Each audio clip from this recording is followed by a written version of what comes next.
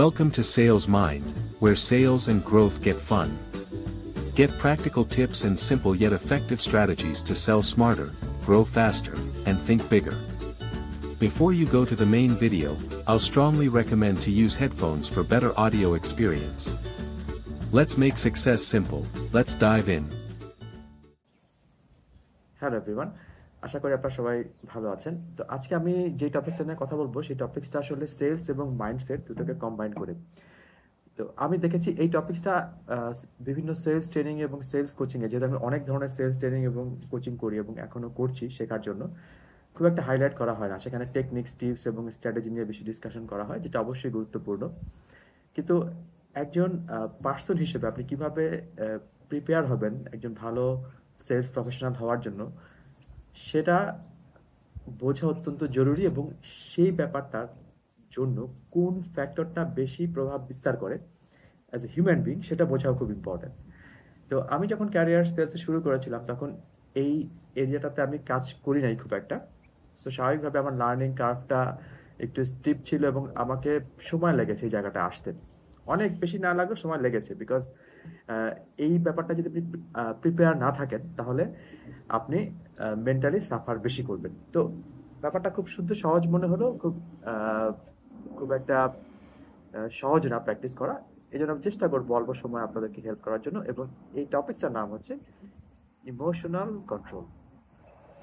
তো আপনি যখন সেলস প্রফেশনে কাজ করছেন তখন আপনি মনে রাখবেন যে এখানে আপনার প্রতিনিয়তই, স্পেশালি আমি বলবো যারা B2B সেলসে আছেন, প্রতিনিয়তই আপনাকে এক্সটার্নাল কোনো পার্সনের সাথে কমিউনিকেট করতে হয় এবং তাকে হয়তো আপনি চেনেন না, অথবা আপনি তাকে প্রথমে চিনতেন না। সেটাই হওয়া স্বাভাবিক বেশি, কারণ একজন সেলস পিপল সবসময় কিন্তু অ্যাডভেঞ্চারাস। তাকে একটা নতুন পার্সনের সাথে দেখা করতে হয়, তাকে কনভিন্স করতে হয় সেলসের জন্য, তার অর্গানাইজেশনকে কনভিন্স করতে হয় এবং তারপর তার সেলস দিতে হয়। ব্যাপারটার একটা বড় ইমোশনাল এক্সপেন্ডিচার আছে, যেটা আমরা বুঝি না।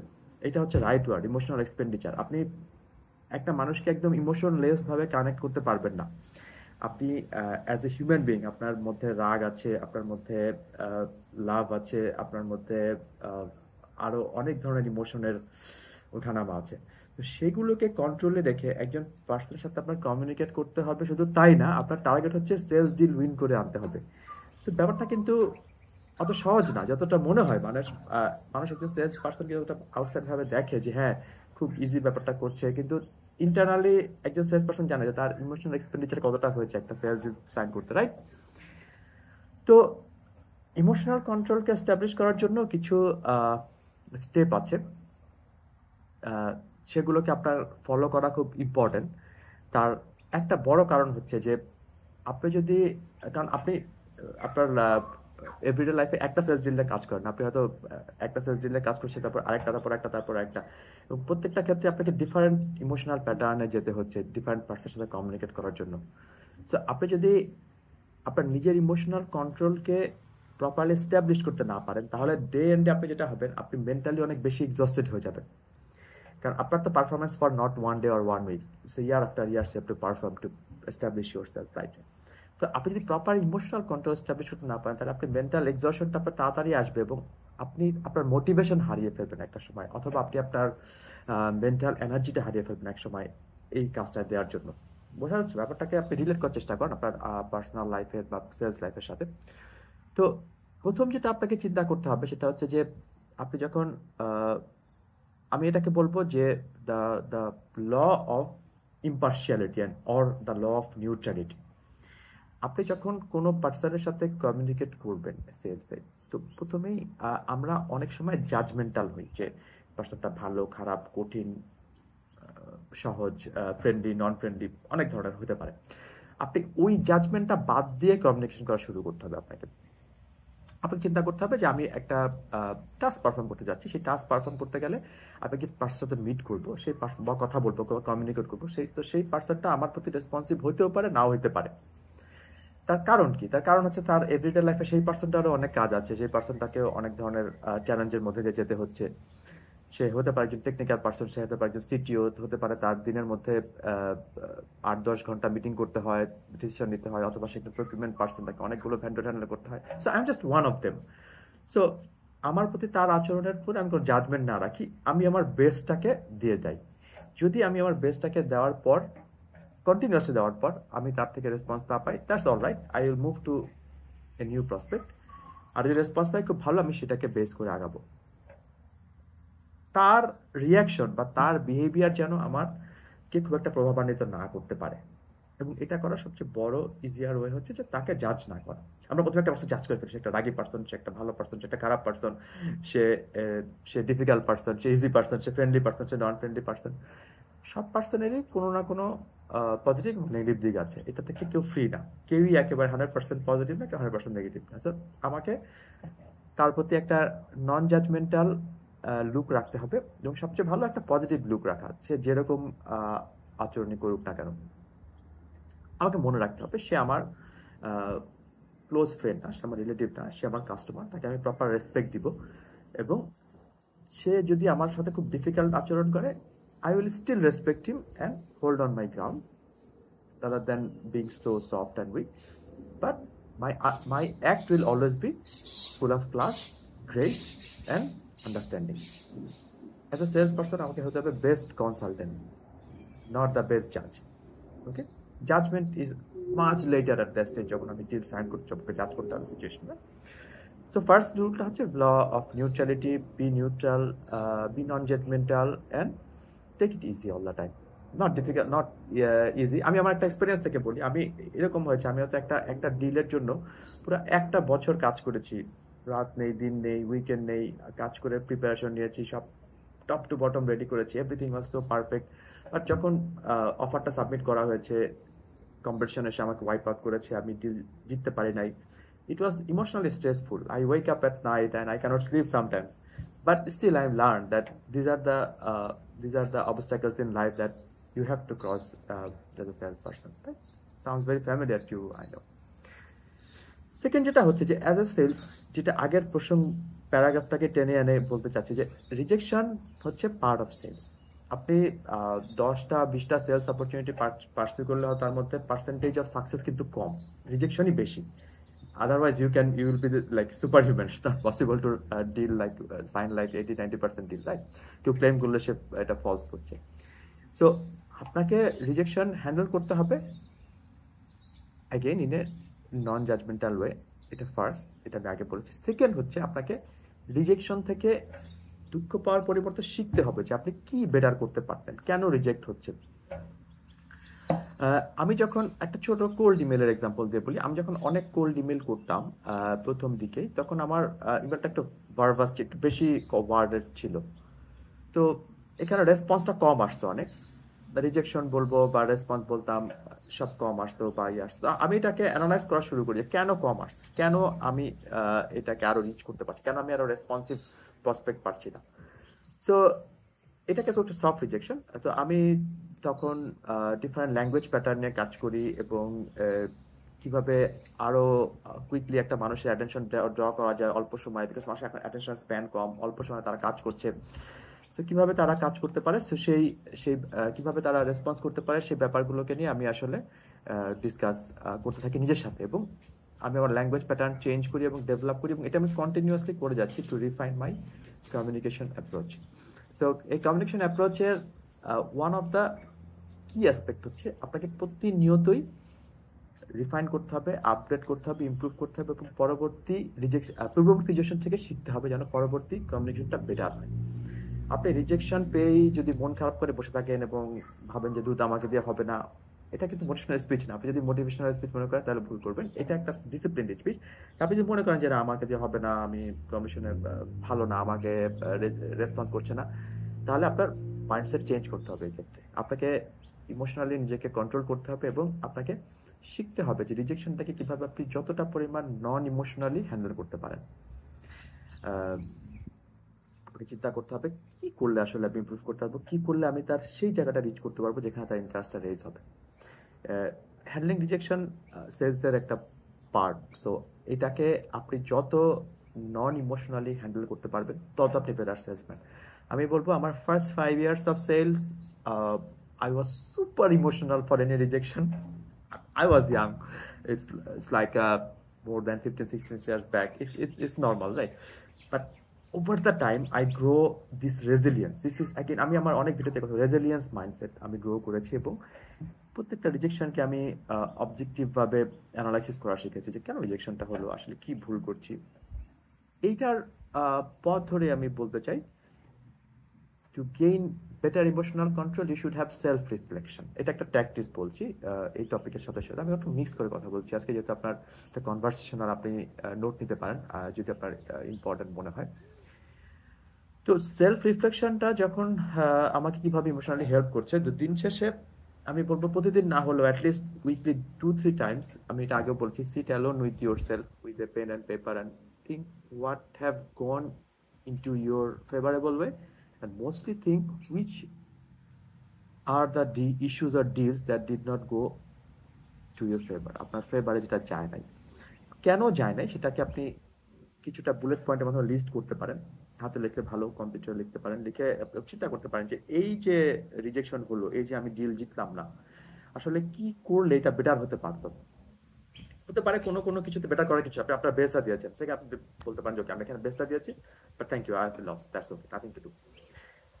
কিন্তু এখানে হয়তো আমি কিছু এরিয়া ফ্যাক্ট বের করতে পারলাম যে আমি কোথাও কমিউনিকেশনে তাড়াহুড়া করেছি, কোথাও আমি কাস্টমারকে প্রপার কোশ্চেন করি নাই, কোথাও আমি কাস্টমারের টোটাল পেইন পয়েন্টটা না বুঝে তাকে সলিউশনে গিয়েছি। আমার এখনো হয়, মানে আমি যদি দিনে 20-25টা ডিল নিয়ে কাজ করি, তার মধ্যে একটা দুটা হতে পারে, পার্সেন্টেজটা কমে এসছে এখন এক্সপিরিয়েন্সের কারণে। তো আপনার এই সেলফ রিফ্লেকশনটা আপনাকে ইমোশনালি স্টেবল হতে অনেক সাহায্য করবে।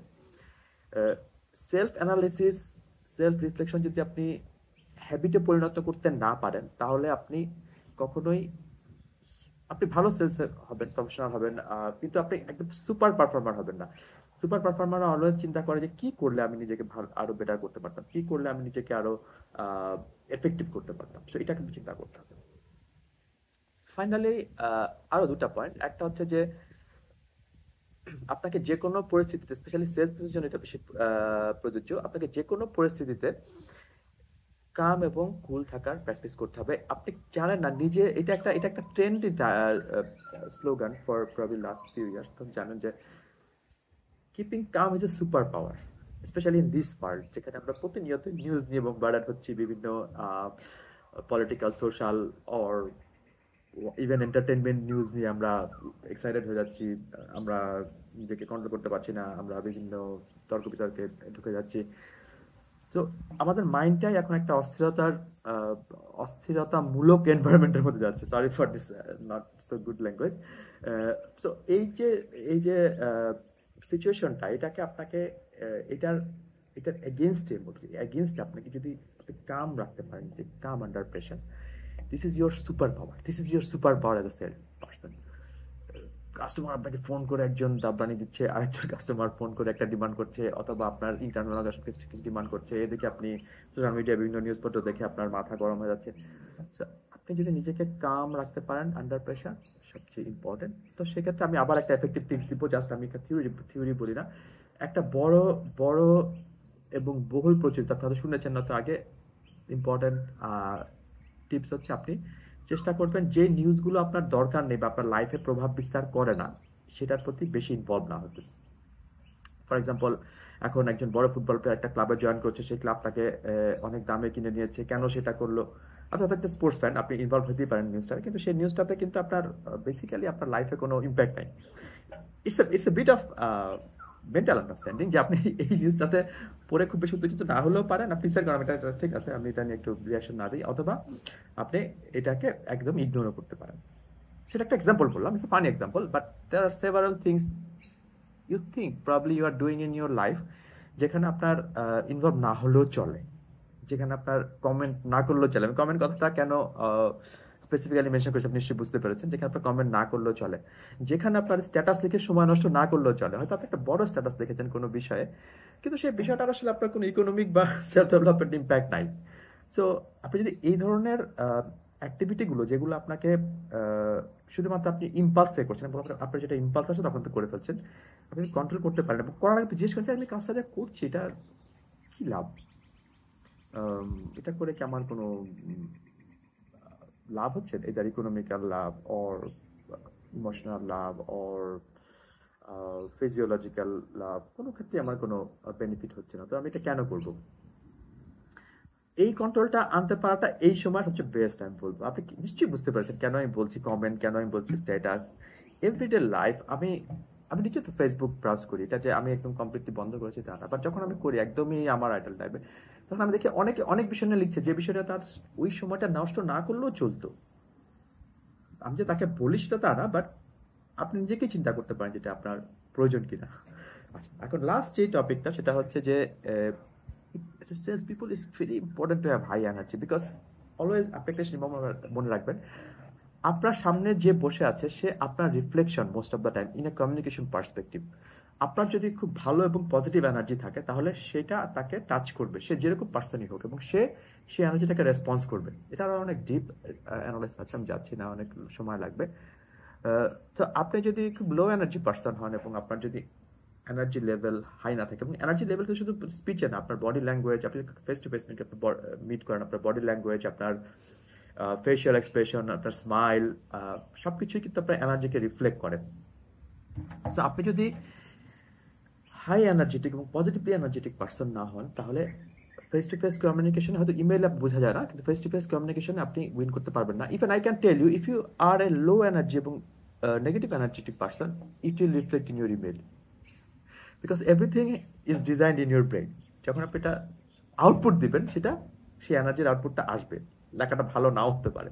Trust me, this are all from the my absolute practical experience. তো আপনি সবসময় একটু হাই এনার্জি পার্সন হওয়ার চেষ্টা করুন।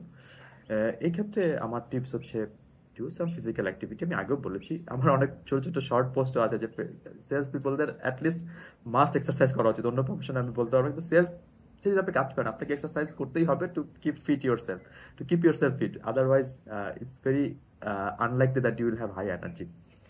সো আপনি চিন্তা করুন আপনার কি কি বিষয়ে এনার্জি ড্রেন হচ্ছে, ফিজিক্যাল এবং মেন্টাল এনার্জি ড্রেন, সেটা বন্ধ করুন এবং আপনি চেষ্টা করুন আপনার এনার্জিটাকে আরো হাই রাখার। এটা একটু বড় হয়ে যাচ্ছে, বাট আমি আজকে সময় নিতে চাচ্ছি, কারণ এটা একটা ইম্পর্টেন্ট টপিক এবং আপনাকে এটা নিয়ে কাজ করতে হবে। যদি আপনি নিজেই, আমরা যে সেলফ ডেভেলপমেন্ট বলি, নিজেকে চেঞ্জ করো, বলতে দাও বলি, সেটা আসলে কোথা থেকে শুরু করবো? এই যে এই আমি যে আজকে আলোচনা করলাম, এটার মধ্যেই অনেকগুলো টিপস দেওয়া আছে, কোথা থেকে আপনি শুরু করবেন। Self reflection, keep your energy high, keep your mind in check, do not involve in unnecessary topics. এই যে ইম্পর্টেন্ট কাজগুলো, এটাই কিন্তু সেলফ ডেভেলপমেন্ট, এখান থেকে কিন্তু চেঞ্জের শুরু। আর একটা ছোট্ট টিপস দিয়ে শেষ করবো, যেহেতু ভিডিওটা বড় হয়েছে, সো এইটুকু 1 মিনিট আর হোল্ড না করি। সেটা হচ্ছে যে আপনি, একটা মানুষের ফার্স্ট রিয়াকশন খুব important, very very very very important, এবং এটাকে কন্ট্রোল করা সবচেয়ে কঠিন। আপনি একটা ব্যাপার দেখলেন, আপনি রাগ হয়ে মুহূর্তের মধ্যে রিয়াক্ট করলেন, আপনি একটা স্ট্যাটাস দেখলেন, রাগ হয়ে একটা কমেন্ট লিখে ফেললেন, এটা হচ্ছে ফার্স্ট রিয়াকশন আমার। হ্যাঁ, আপনি সবসময় ফার্স্ট রিয়াকশন দেওয়ার আগে 3 সেকেন্ড পজ নেওয়া প্র্যাকটিস করেন। আমি এটা ডেলিবারেটলি প্র্যাকটিস করেছি, believe me, for many years back, and I am still practising it. Okay, I am angry, just wait, 1 2 3, take a deep breath, take a deep breathe.